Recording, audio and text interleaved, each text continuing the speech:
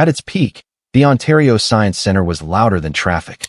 It hummed with children shouting, gears clicking, water rushing uphill through transparent pipes. It was a building that made noise because it was alive.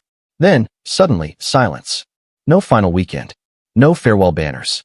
No ceremonial last ticket torn in half. Just locked doors, a brief announcement, and a city left staring at concrete that no longer answered back. Institutions usually fade out slowly. They age into nostalgia. They get speeches and plaques and awkward thank you ceremonies. They are allowed to explain themselves. The Science Centre wasn't given that dignity. It vanished in administrative language, flattened into a paragraph about safety concerns and temporary closure, as if something that shaped generations could be folded neatly into a memo. The Science Centre began as an argument. In the late 1960s, Ontario wanted to prove that modern life didn't belong only to universities or corporate labs. Science, the province decided, should be physical, loud, public, something children could fall into, not just read about. This was optimism made official, a belief that curiosity was infrastructure. Architect Raymond Moriyama translated that belief into landscape instead of monument. He rejected the marble pedestal and chose a ravine. The building slid into the valley like it had always been there, concrete folded around trees and water, bridges stretched like nervous connections between ideas. It didn't dominate nature. It negotiated with it. The architecture itself taught a lesson: knowledge wasn't above you. It was around you. You were meant to wander, to be confused, to cross bridges without knowing where they ended. The building treated uncertainty as a feature, not a flaw. It assumed learning was physical labor, that discovery should leave you tired, slightly lost, and deeply awake. For decades, it worked. You could hear the building breathe. Air pumps rattled. Electricity snapped under glass. Sneakers slapped against concrete corridors. Handrails stayed cold in winter. Buttons warmed under thousands of hands. The place didn't whisper knowledge. It collided with you. Children learned physics by falling over, biology by touching snakes, astronomy by lying on cold floors under artificial stars. It wasn't polite education. It was chaotic and physical and unforgettable. A controlled disaster of curiosity. For immigrant families, it was proof that they belonged inside the future.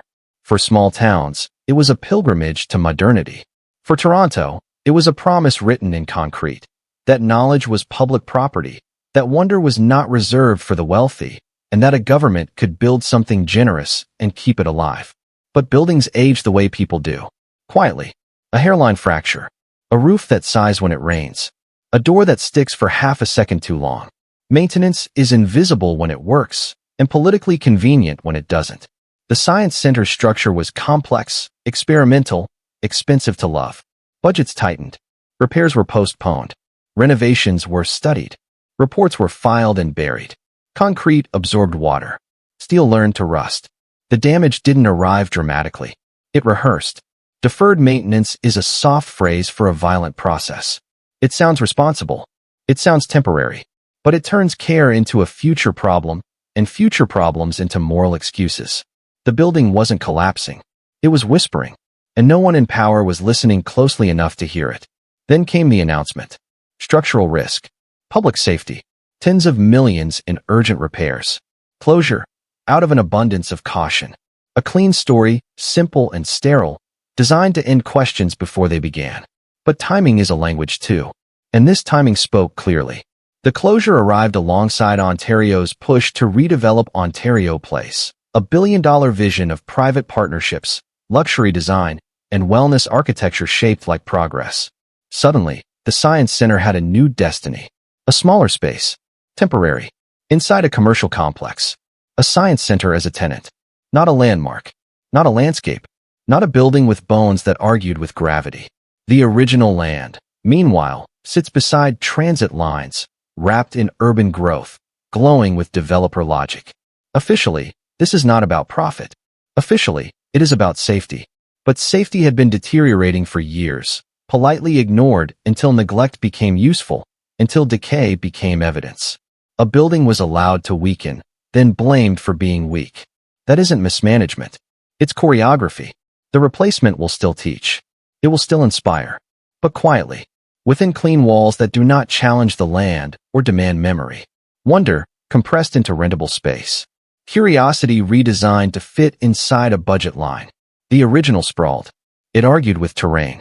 It made learning feel dangerous and sacred at the same time. The new version will be efficient, portable, easy to close again. Public buildings are not just structures.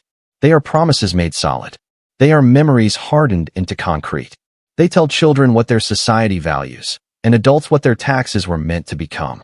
When a government allows something to rot and then calls the rot an emergency, it teaches a different lesson, that neglect is policy, that public goods are temporary, that belonging comes with an expiration date. The Ontario Science Centre was imperfect, but it was sincere. It believed knowledge should be touched. That belief shaped a generation. Now it stands empty, not defeated by time, but outmaneuvered by budgets, land values, and decisions made far from the ravine. A society can be measured by what it builds, but it is judged by what it allows to decay.